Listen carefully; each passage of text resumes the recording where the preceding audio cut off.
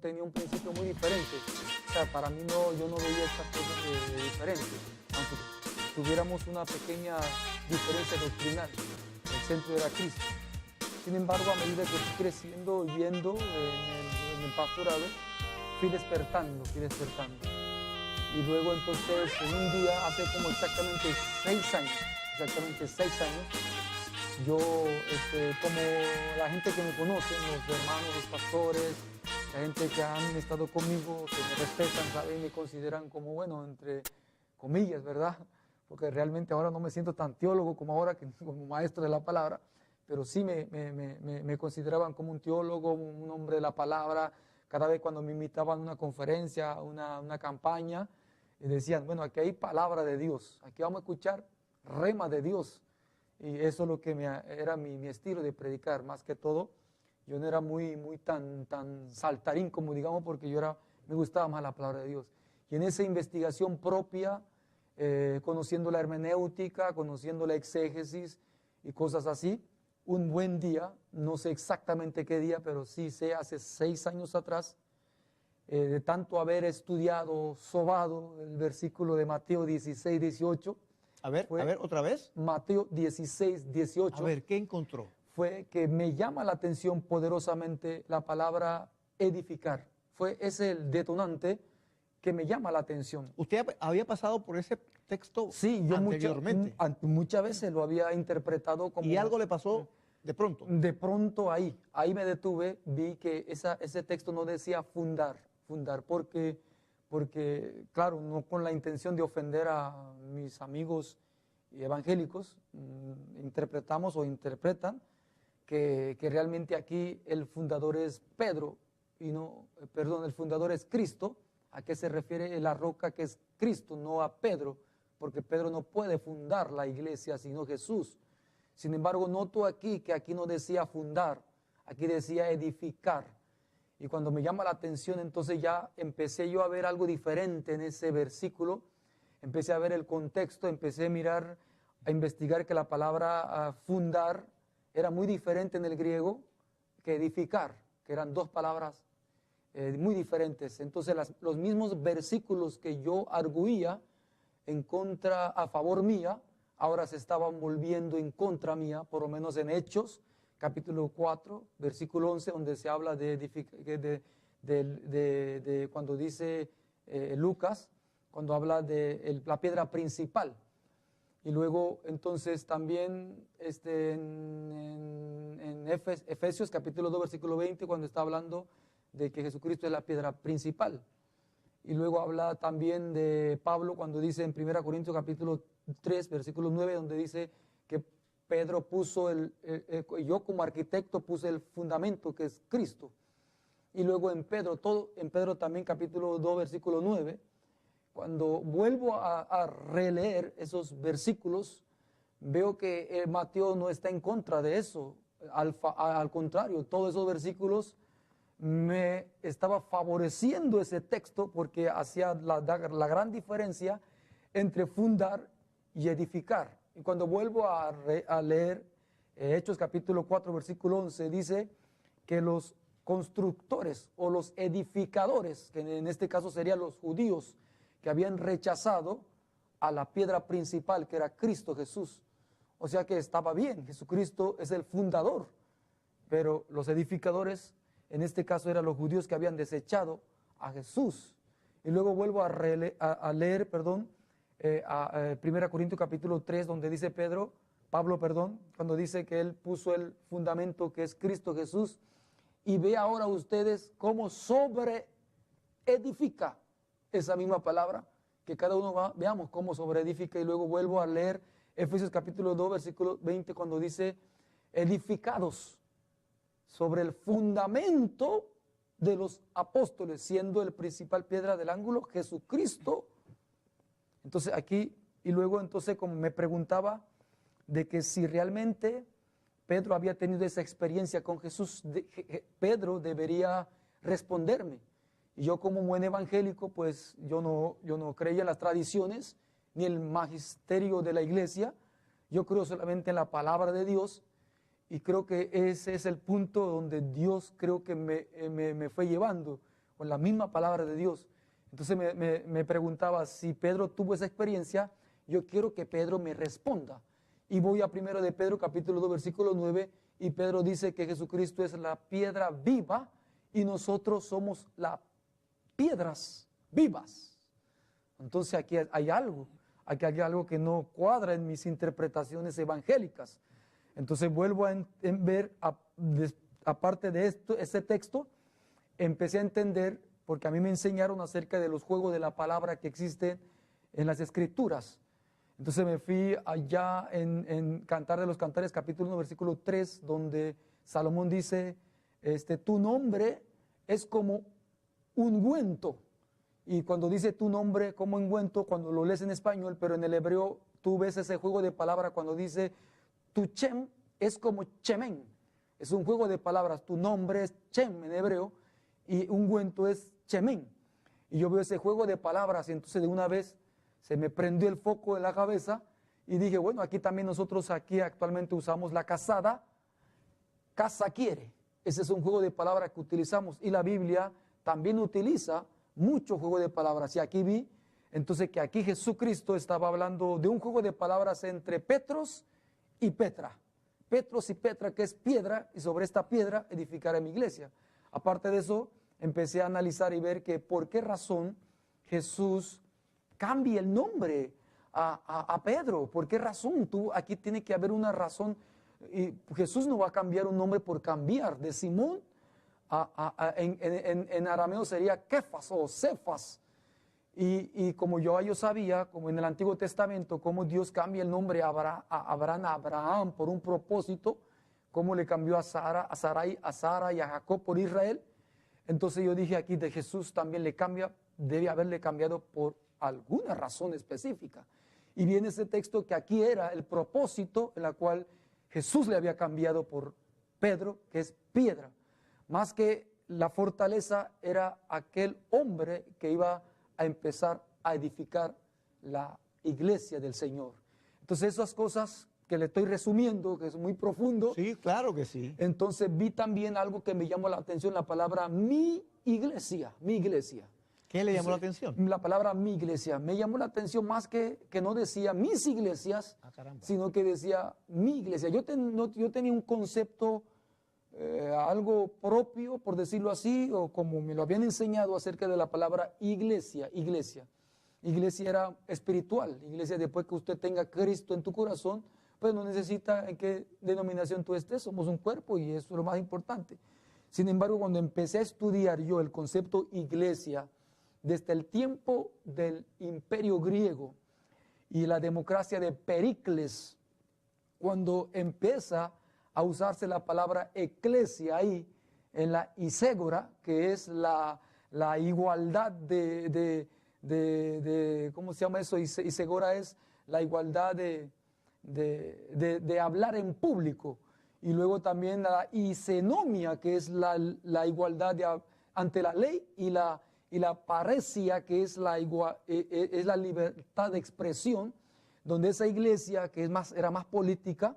Entonces entendí cómo ahora la traducción de la Septuaginta, entonces esa es la que me llevó a investigar. Explíquenos brevemente qué es la Septuaginta. La Septuaginta es la primera traducción del hebreo al griego koiné, que fue bajo el rey Ptolomeo II de Filadelfo en el año 280, 250. Antes de Cristo. Antes de Cristo, por supuesto. ¿Y qué es eso del griego koiné? Bueno, el griego koiné es el idioma que Alejandro Magno, después de muerto, sus generales, a eso se le llamó la helenización, para que todo el mundo pudiera hablar el griego koiné, que era la lengua del vulgo. Un griego popular. Exacto, el griego popular, y así fue que se tradujo la Septuaginta. Cuando se traduce la Septuaginta, los traductores pusieron mucho cuidado en poner esa asamblea, de esa reunión del pueblo de Dios en Sinaí, le puso eclesia.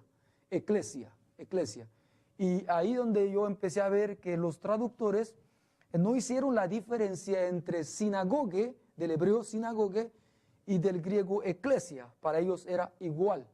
Así que me empecé a ver de una manera más amplia que Israel era uno, Israel no era dos. A ver, interesante. Israel no era uno, Israel era dos. Segundo, que en el tiempo de los Ptolomeos había muchas sinagogas, y las sinagogas pues no había por ejemplo, por decirlo, si en Alejandría había una sinagoga, no había otra sinagoga.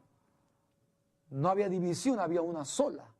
Entonces vi cómo los escritores del Nuevo Testamento, para hacer esa gran diferencia entre la sinagoga hebrea, ahora con una nueva perspectiva de eclesia, del cristianismo, toma esa base, le hace suya la palabra eclesia, porque la eclesia es una, no puede haber dos. Así como Israel es solamente uno, la iglesia es una.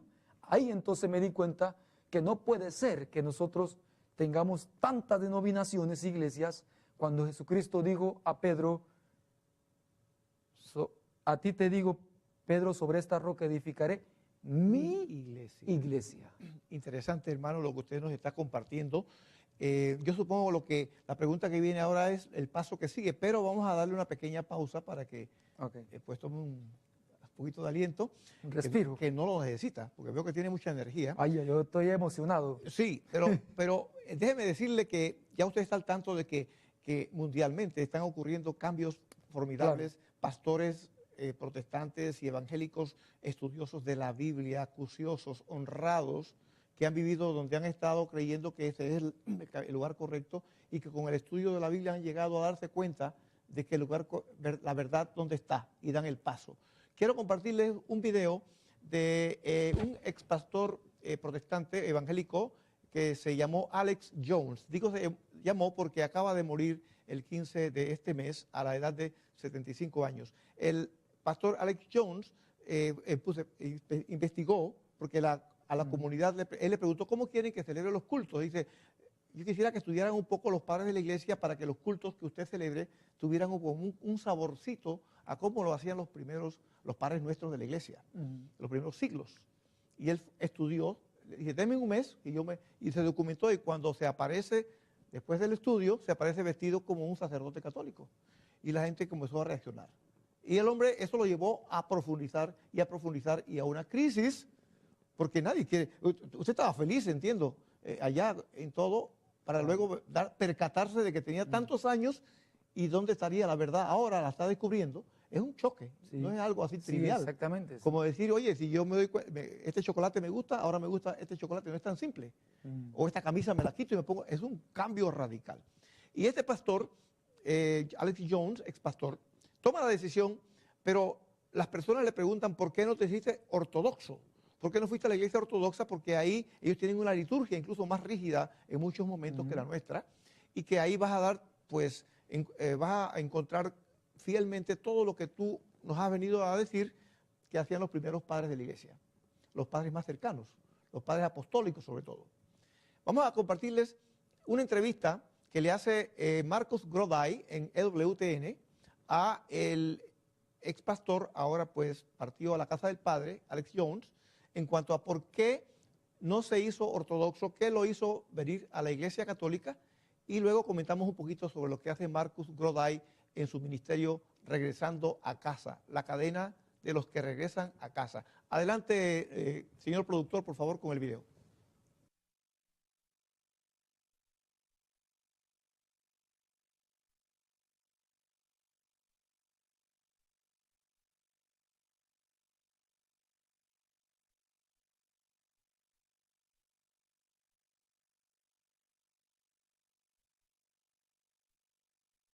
Your Deacon Jones, why did your study of the Church Fathers lead you to the Catholic Church and not the Orthodox churches?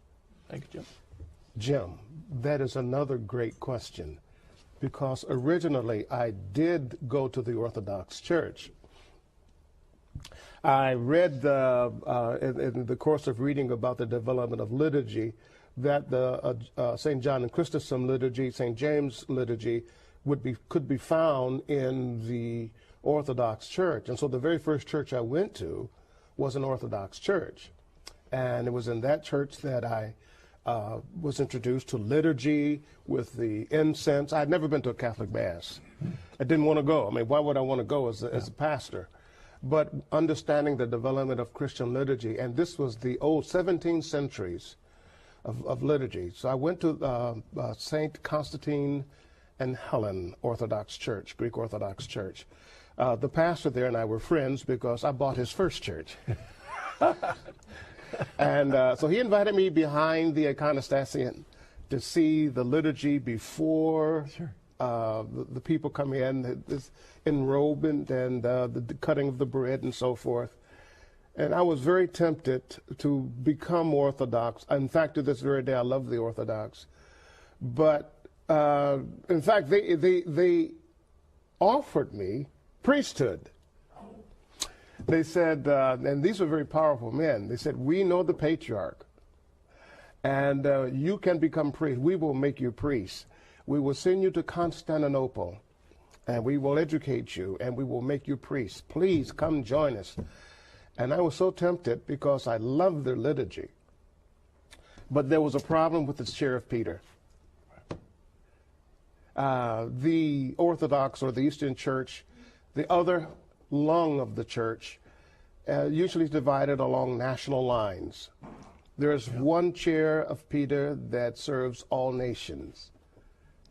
And that stood out for me. And I said, well, even though I can't be a priest, I'd rather be under the seat of Peter. Although I love you guys, and I respect you guys, and I love to worship with you guys, but the chair of Peter is where it is. Yeah, I think in my own journey, what was bothering me more and more is how you were Pentecostal, me a Presbyterian. We believe that this book was the infallible Word of God, but Absolutely. Yet you and I would teach different things based on that book. The confusion that was there, that bothered me, and that was what got me to the church. When I looked at Eastern Orthodoxy, I certainly saw the tradition, I saw the connection all the way back. But all I had to do was open a phone book under churches, and I saw Eastern Orthodoxy is just as divided as all of the other Protestant churches. Mm-hmm. When it comes to moral issues, when it comes to lots of doctrines, who decides?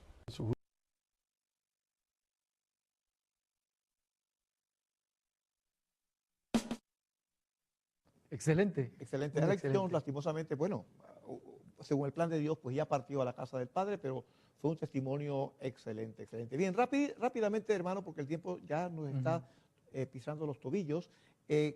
Entonces, eso lo llevó a que todo aquello que usted nos ha descrito maravillosamente, magistralmente, lo llevó a tomar una decisión o qué pasó en su interior ante tanta evidencia, tanta sustancia. Bueno, no fue fácil, realmente no fue fácil. Fueron realmente 6 años de proceso que traté de no aceptar. Dentro de las personas más allegadas sí le comentaba, pero algunas veces dentro de la iglesia o fuera de la iglesia, eso yo lo tenía reservado. ¿Cómo veía usted a la Iglesia Católica? Bueno, realmente cuando... Antes de todos estos claro, bueno, tuve varias etapas de la vida. Cuando me convierto al evangelio de los evangélicos, pues claro, tenía un concepto que era la gran ramera, que era la apóstata, que era lo más horrendo que hay dentro de las iglesias, la peor, que era el que se unía a ella se iba para el infierno. Pero en ese caminar, en ese proceso, creo que Dios me preparó porque... Pero ¿cómo llegó a esa sensación o a ese tipo de conceptos? ¿Se lo enseñó, se lo inculcaban? Claro, sí, esto realmente se predicaba de eso.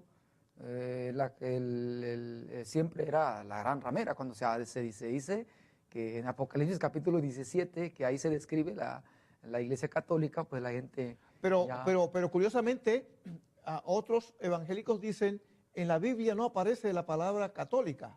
Sin embargo, dicen que la del Apocalipsis sí es la iglesia católica. ¿No es esta una contradicción? Sí, realmente una de las cosas que yo fui investigando acerca también es otra parte del Apocalipsis, me fui dando cuenta de eso. Realmente yo le puedo asegurar que hasta Dios es católico.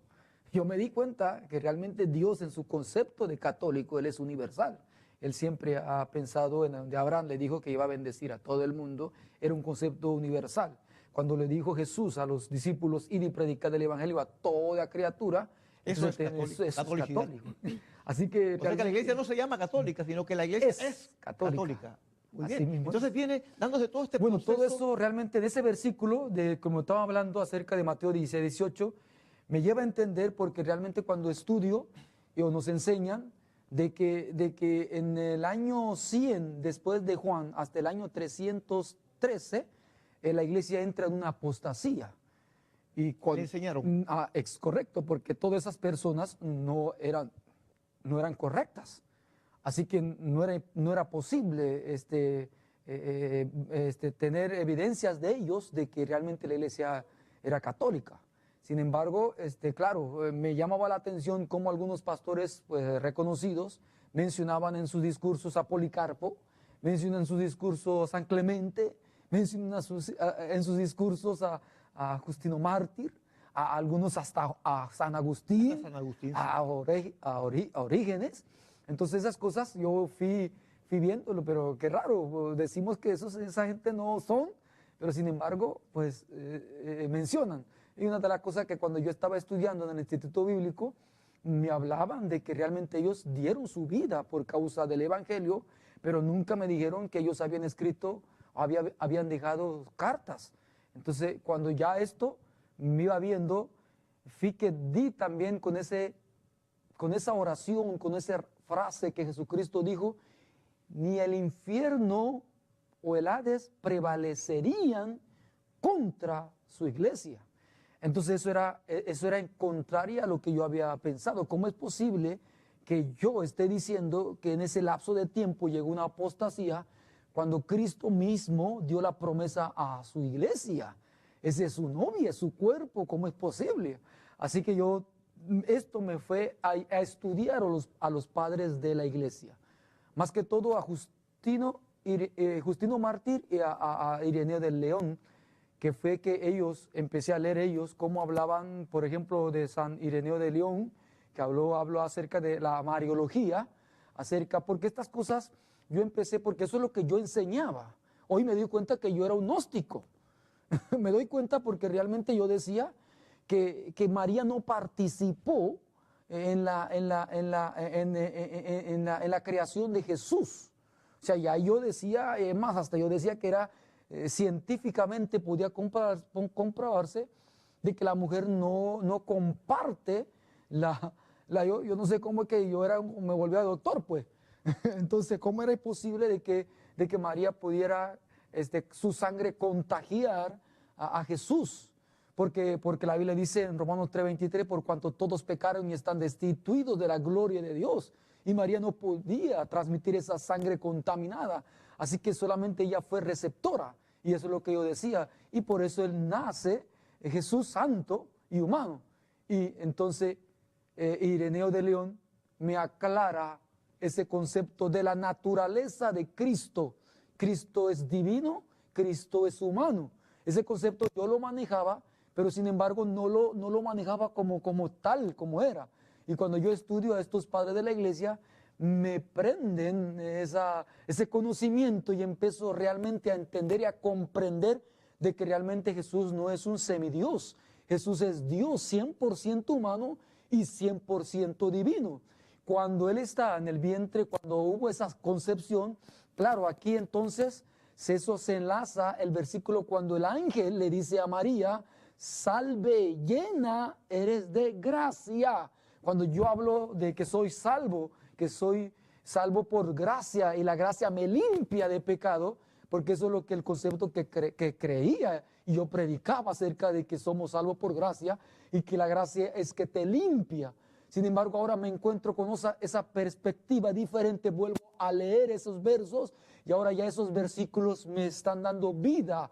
Estoy entendiendo a cabalidad, ahora comprendo por qué el ángel le dice, llena eres de gracia, porque ya lo había preparado a María de que ella sea santa y limpia y pura. Esto me llevó a entender de que cómo era posible de que María pudiera contagiar. Si yo digo que María era la madre de Jesús aquí terrenalmente, y si ella era pecadora, entonces Jesús era pecador. Eso era en mi mente, no podía entender. Entonces yo era un gnóstico, es porque en aquel entonces Ireneo de León combatió con los gnósticos de aquel entonces que pensaban, ahora yo entiendo como yo, como yo. Y entonces vi cómo la Biblia empezó a tener ese enfoque diferente a mi vida. Empecé a pensar como católico. Perfecto. Excelente, hermano. Ya veo que viene mucho más. Ajá. Está usted Emocionado, lleno del Espíritu emocionado. Santo. Cuando se habla de la Virgen María, uno se Emociona. salta de gozo como Juan en el vientre de la madre de él, Santa Isabel. Pero tenemos un productor que es Excelente. estricto. Nos ha pedido que nos vayamos a un pequeño receso para que usted pues tome un poquito de agua, si es Poquito de necesario, respiro. y volvemos en breve. No se vayan porque esto se pone bueno. El expastor Rolando Ovaldía, quien nos está dando su testimonio. Les recordamos que el teléfono de chat en WhatsApp es el 6914-2049. 6914-2049. Tenemos algunos mensajes que nos han llegado. Dice, excelente programa, viva la Iglesia Católica edificada por el mismo Cristo. También nos escriben de un grupo de formación católica. Están comentando pues que están en sintonía los hermanos de la formación, de la Academia de Formación Católica, a la cual usted pues estuvo presente el viernes. Sí. También hay una hermana que nos dice aquí, extraordinario, es todo lo que puedo decir. No tiene palabras, digo extraordinario, así una cosa muy expresiva. Así que pues los que deseen compartir algún comentario o una pregunta dirigida al pastor, al ex pastor, este es el momento. Ahora pastor, pero de catequista, esperamos que pronto lo tengamos por acá predicando y enseñando la palabra de Dios, la sana doctrina. Vamos a ir rápidamente al punto. Vamos a ver, tenemos un mensaje que dice, excelente programa, los sigo desde cuando transmitían en Canal 11. Eso era 2000 años atrás, como 2000 años atrás, hace bastante tiempo, 16 años atrás. Les envío una foto año 2001 o 2002 y estaba, por ejemplo, el padre Loring en esa foto que nos están enviando, que no me ha llegado, pero pues debe estar llegándome. La pregunta clave, ¿qué pasó? Mire, todo esto es como cuando el hombre, el joven, le gusta a una muchacha y la ve y no se atreve a hablarle, y no se atreve a decirle porque le puede decir no, ¿verdad? Hasta que un día da el paso y le dice y le declara su amor. Le da una flor o le lleva algún obsequio y le declara su amor y se arriesga a lo que venga. Usted tenía que tomar una decisión primero usted y luego, una vez tomada, ¿cómo se la decía a su esposa, que también era evangélica, verdad? Sí. ¿Cómo se la dice y si ella cómo va a reaccionar? Y sus hijos. Su primera iglesia es la iglesia doméstica. Sí. ¿Cómo le dice? Cuéntenos un poquito de eso rápidamente Rapidito. porque el tiempo está en contra nuestra. Ok, 6 meses exactamente. Mis mensajes eran católicas. Mi hijo un día me dijo, hace 6 meses atrás, exactamente de noviembre, papá, tú sabes ahora la verdad, sabes que la iglesia católica es la iglesia del Señor, ahora ¿qué vas a hacer? Eso fue para mí un reto. Y luego decidí, sí, voy a ir a misa, voy a chequear el área, voy a convertirme a católico el 18 de diciembre exactamente fui. ¿Del año pasado? Del año pasado a misa, porque ya yo sabía cómo era la misa, había leído el libro de Scott Hahn, de la Cena del Señor, que me hizo Volviendo llorar. a Roma. Volviendo en la Cena del Señor también. Esa también. Esa.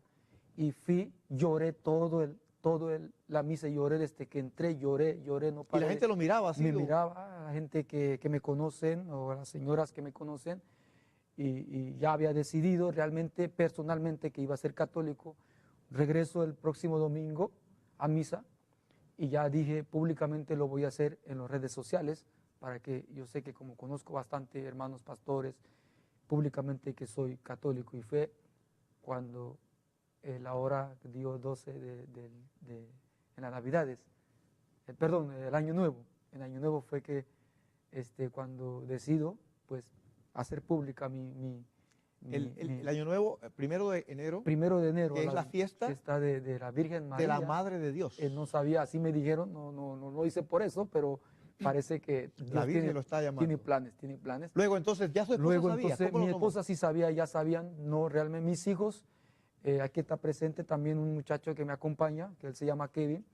Él sí, ya ellos estaban listos, pastor, sabemos esto, usted nos ha enseñado, vamos con todo. Ah, también. Ellos Vino sí, para acá. un pequeñito grupito sí decidieron, pues, y mi esposa sí está un poquito, no lo digo por completo, pero sí no tiene problema de la iglesia católica, ella no tiene problema, solo que tiene un poquito de pena de ir a misa.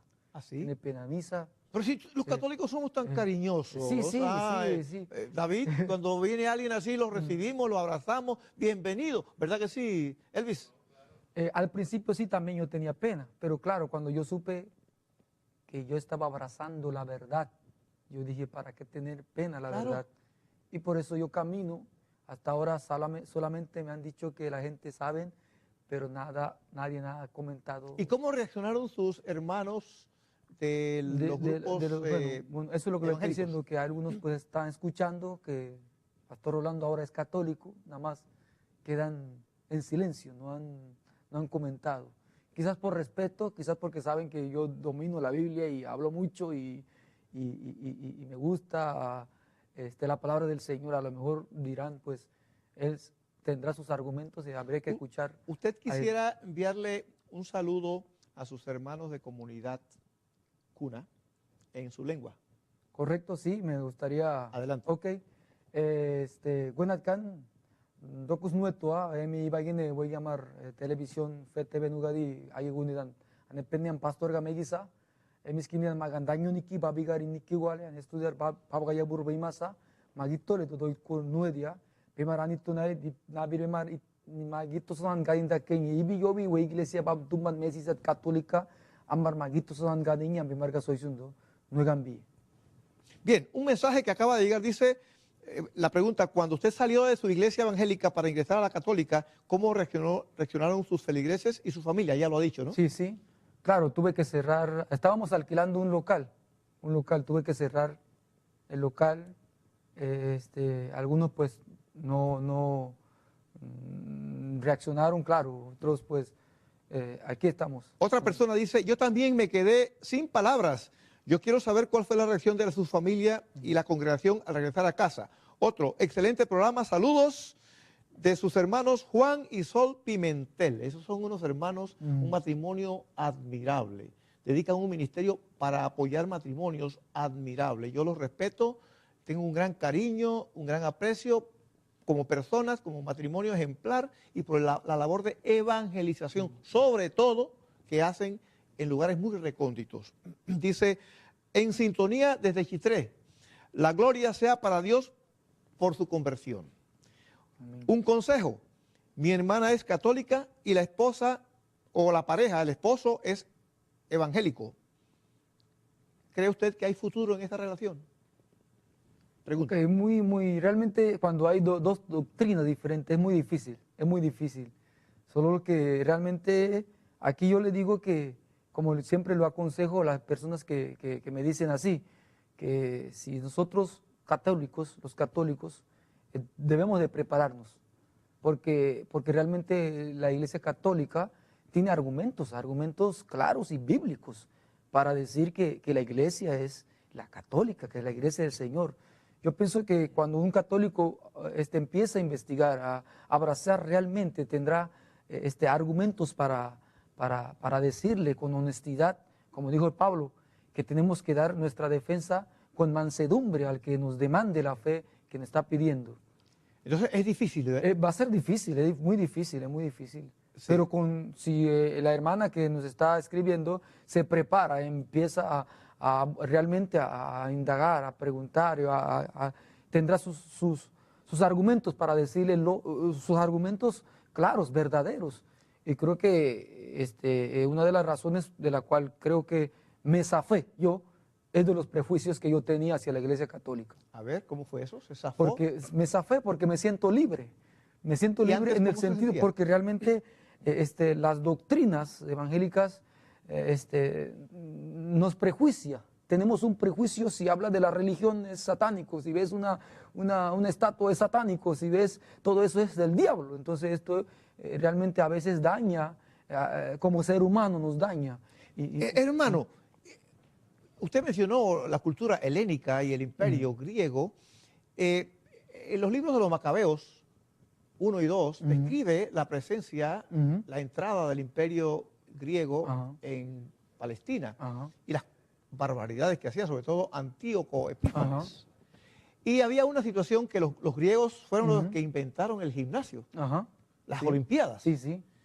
Pero en el gimnasio, cuando hacían sus dinámicas, su gimnasia, valga la redundancia, mostraban su cuerpo desnudo. Y los judíos jóvenes se sentían inferiores y querían entrar al gimnasio, pero descubrían que estaban circuncidados y se sentían poca cosa, sentían complejo de inferioridad. Y dice la Biblia que falseaban el prepucio para simular que eran griegos, o sea, tenían complejo de inferioridad. ¿Por qué le digo esto? Que en la iglesia católica, algunos grupos juveniles que les gusta interpretar música, oyen mucho los conjuntos protestantes evangélicos y se sienten un poco como los judíos ante los helenos cuando hacían esas manifestaciones de su cuerpo y todo aquello y querían falsear un poco el prepucio, así los llamo yo, y comienzan a imitar un poco o mucho la música protestante. ¿Cree usted que es natural que un católico esté tocando y cantando música protestante? ¿O hay algún peligro o no hay ningún peligro? Sí. Es una pregunta muy importante que lo he analizado. La música lleva doctrina. La música lleva doctrina. Yo soy, aparte de eso, yo soy compositor, yo toco guitarra, tengo una familia de músicos. Y realmente yo creo, aquí sin ofender a nadie, que la música católica he escuchado, no hay, la música católica, nosotros no debemos de buscar otra música, aquí lo hay, aquí hay calidad, aquí hay música, no necesitamos escuchar la música protestante, porque aquí hay un mundo. Y tengo entendido que usted compuso una canción de la Eucaristía, que su hija y su hijo, uno en la guitarra y otro cantando, la exponen con... Yo la escuché. Sí. Y habíamos pensado que tal vez hoy, en otra ocasión, puedan venir aquí e interpretarla. Pero bueno, ese es tema para rato y el tiempo va corriendo. Dice, felicidades, bienvenido a casa. Los católicos lo queremos. Siéntase en casa. Puede llorar, dice. Puede llorar cuando quiera. Ya he llorado mucho. Pero pena no tinta. Llore, pero sin pena. Claro. Sin vergüenza. ¿Verdad? Decimos a veces en broma. La gracia de Dios siempre nos sobrepasa, dice otro oyente. Buenas noches, excelente programa. Qué emoción ver y escuchar su testimonio de conversión y 3 manos aplaudiendo. 3 veces aplaudiendo, 3 aplausos. Lo felicito. Siga así, Dios le da el don a cada uno. Gracias a Dios, otro mensaje. Gracias a Dios por Fe TV y cada uno de los programas que aquí nos nutren espiritualmente. Y gracias a Dios por el equipo humano que tenemos aquí, que se quedan hasta... Mire, este es el programa en vivo y están ellos aquí. Usted no los ve cansados. Mire esos rostros. Mire aquí, mire a David, todos allá arriba. Eso es una maravilla. Contentos, me acaba de decir Elvis. Otro. María es el camino más seguro, el más corto y el más perfecto para ir a Jesús. San Luis María Griñón de Montfort. Buenas noches. Otro. Bienvenido, hermanos, usted también, Kevin, a la iglesia nuestra, que es la única edificada por Cristo. Bendiciones y tenga la paz. Dice, siéntase en casa, me reitera, puede llorar, pero no tenga pena. Buenas noches. Dígale al hermano Rolando que el primer día que asistió a misa, el 18 de diciembre, también es día de la Virgen de la Esperanza. ¿Qué le parece? La que aparece embarazada. La madre nos custodia y nos acerca a la verdad. Bendiciones. Otro. ¡Wow! Así lo dice. ¡Wow! Por eso cada día amo más a Dios, pues Él sigue con su iglesia que edificó, la iglesia católica, hermano. Otra, desde Santiago, de Veraguas. Excelente programa. Me gusta escucharlo. Otro.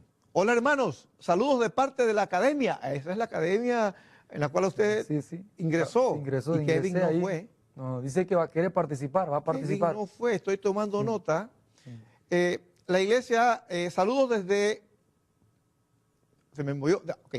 Hermanos, saludos de parte de la academia. ¡Ánimo, Rolando! Le ponen Don Rolando, si es un joven. ¿Ah?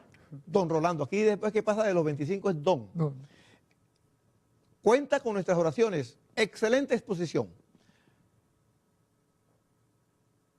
Dice, la iglesia son todos los que han sido lavados por la sangre de Cristo. Se me movió porque entró otro mensaje.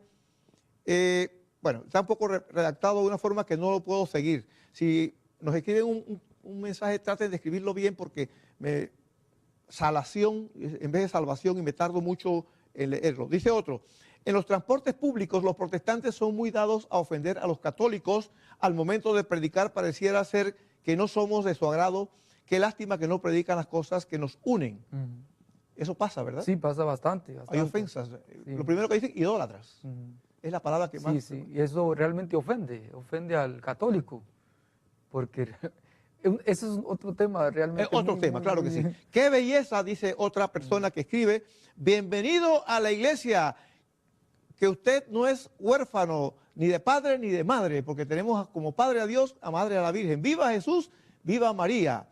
Feliz primer viernes o primer mes y un día de su participación en una Eucaristía. Y le mandan un pastelito, hay un dibujito para que sepa que le mandan pues, un pastelito. ¿Qué le parece esta efusividad de sus hermanos católicos? No, contento. Desde que tenía pues 30 años de haber sido evangélico, no tenía contactos ya con los católicos realmente. Y nada más que tenía penitas con un primo mío que es padre allá en Bugaba, pero de ahí para acá no tenía. Dice, quien tiene a la madre tiene al hijo, y quien tiene al hijo, a él no le falta nada. Y usted entonces tiene un asesor espiritual, me dijo. Sí, ¿Podría decirnos asisto ahora a la iglesia. Háblenos de él. Sí, asisto a la iglesia ahora a la parroquia de Chumical, porque ahí donde es que yo tengo mi casa y ahí está la comunidad. El sacerdote se llama Félix. ¿Está en sintonía o no? Puede que Salúdelo, sí o puede que saludo. no. Si él está ahí, los mando. Y a su esposa, oiga, a mi ¿no le ha esposa mandado? también. Saludos a su esposa. Saludos a mi esposa Rengili, a mi hijo Ángel, Nebel, Chalil, Quinor y Duiren. Realmente contento, con el padre también, y realmente conocí a él, y él, un hombre de Dios, un sacerdote entregado, me aconsejó, antes de venir aquí, me aconsejó que no viéramos, que mi conversión no fuera algo para ofender a ningún Un show. No es la idea de decir que aprendí muchas cosas buenas de la iglesia evangélica, no puedo decir. Una de las cosas que me enseñó es poder abstenerme de las cosas malas de este mundo. Esas son las cosas que de los católicos también, que tenemos cosas malas. Sí, claro. Una de las cosas que mi esposa me decía, ahora te vas a volver católico, ahora vas a tomar, ahora vas a bailar, ahora vas a... Yo, Jesús alabado. No, yo le dije, los católicos somos así. Esa es la fama. Esa es la fama. Pues yo le dije, no, yo no voy a bailar, porque a mí no me gusta bailar, no me gusta tomar. Es algo propio. Yo sé que hay católicos, pues toman, y algunos que no. Porque la viña del Señor... Claro que sí. Y hay evangélicos que toman a escondidas. Yo los conozco, ¿ah? Exactamente. Y hacen otras cosas más, travesuras, y le echan la culpa al diablo. Y esconderlo es peor. Y le echan la culpa al diablo cuando lo descubre. Satanás me tentó y caí en sus redes. Entonces quiero decirles, queridos amigos, que ya ahora sí estamos en las postrimerías del programa, que el hermano Rolando está aquí previa obtención de permiso de su esposa y su familia, porque esa fue la condición que le pusimos. Dos condiciones le pusimos. Una, que consultara con su familia, que no fuera que viniese así emocionado y a prisa, que lo pensara bien. Y segundo, que obtuviese la autorización del padre espiritual que acaba de mencionar. ¿Su nombre otra vez? Padre Félix. El padre Félix. Así que una vez que él me dijo que había cumplido los tres requisitos, primero el suyo, personalmente, segundo el de su esposa familia y sus hijos, y luego del sacerdote en materia ya de obediencia, de jerarquía, porque los católicos tenemos que estar en comunión con los sacerdotes, que están en comunión con el obispo, con los obispos que están en comunión con el Papa. Esa es la, esa es la cadena. El que no está en esa cadena está en la oscuridad, en las tinieblas. Así que bueno, un último mensaje, un último saludo a los televidentes, por favor, a las cámaras, porque esperamos que no sea la última vez que lo podamos tener por acá. No, realmente contento de haber encontrado la verdad. Estoy plenamente feliz. Realmente todos los días hablo en mi casa de esto. Es la conversación, el pan de cada día, todos los días. Y me siento contento, realmente emocionado todos los días, contento, feliz. Me siento en una libertad tan profunda, tan espiritual, y que, bueno, no tengo palabras para describir lo que realmente siento, y mi familia lo sabe, mi esposa lo sabe, mis hijos saben, la alegría que yo siento. Queremos llenar mi casa de imágenes, queremos llenar mi casa de cosas, de los sacramentos del Señor, porque he entendido realmente de lo que se trata de eso, para acercarnos al Señor Dios Todopoderoso a través de las imágenes, a través de la Virgen María, a través de los santos que nos han dejado muchas cosas buenas. Y ya ahora sí, en los extertores de este programa ya se nos está, de verdad estoy excediéndome. Usted nos decía una cosa que me impresionó mucho, la forma como lo dijo, que quiero que lo comparta con los televidentes, y es que nosotros los católicos decimos que la revelación nos viene de la Escritura y de la tradición apostólica, del magisterio de la Iglesia, a través de Escritura y tradición. Los evangélicos dicen solo Escritura. Solo Escritura. ¿Qué es lo que pasa cuando uno dice solo Escritura? ¿Qué es lo que cortan? Cuando se cree en sola Escritura hay un peligro latente, porque se corta la tradición. Yo entendí esto cuando comprendí mi tradición como cuna. Si yo corto, elimino mis tradiciones, yo pierdo mi identidad de lo que soy, de lo que vengo. Entonces la tradición mantiene viva aquella iglesia que desde que Jesucristo fundó ha permanecido hasta ahora. Por eso veo que cuando se pierde esa tradición de los protestantes, ya no tenemos la plena imaginación o comprensión de lo que realmente es la palabra del Señor. Bendito sea Dios. Mire, ya los últimos mensajes dice, y una queja, señor productor. Dice, muy buen programa, pero muy corto, debe durar más. Felicidades a Rolando desde Santiago. Dios es grande. Oramos y oraremos por su perseverancia. Y usted no tiene dificultades cuando alguien le dice Ave María Purísima para contestar, ¿verdad? Bueno, esa es una de las cosas que estamos María aprendiendo. Eso de eso estamos aprendiendo. Yo estoy aprendiendo, trato de no confundirme, porque como no, claro, cuando voy a orar o cuando voy a comer, claro, mis hijos se empiezan a reír de mí porque no estamos acostumbrados a eso, a un nuevo mundo que estamos teniendo. Tenga cuidado, porque yo tengo una nieta de 2 años que también se puede reír de usted, porque ella lo hace así muy bien. Ajá. Así que tenga cuidado si mi nieta está cerca y lo ve ahí pasando páramos. No, a Fernando Casanova le pasó igual. Sí, escuché eso también. Queridos amigos, Dios nos ha dado pues la gracia y la bendición de esta noche de poder compartir con el testimonio del hermano. Ustedes han sido testigos, ustedes han escuchado, tiene mucho más que decir, tiene mucho más que compartir. Estén atentos porque ahora empieza un ministerio que estamos conversando con él para llevarlo a todas las parroquias posibles por medio de una agenda bien organizada, por medio de los sacerdotes, los párrocos, en una forma ordenada. Poco a poco el Espíritu Santo nos va guiando. Esta noche estuvimos con ustedes el hermano Rolando Valdía, Luis, Elvis, David, ahí arriba está Roberto, está Ángel, Carlos, el Espíritu Santo, la Virgen María, y también está acá abajo, y Kevin, y Luis, el presentador, que les recordamos que no se olviden de repetir constantemente en sus casas aquella frase que nos regaló San Juan Bosco: tristeza y melancolía fuera de la casa mía.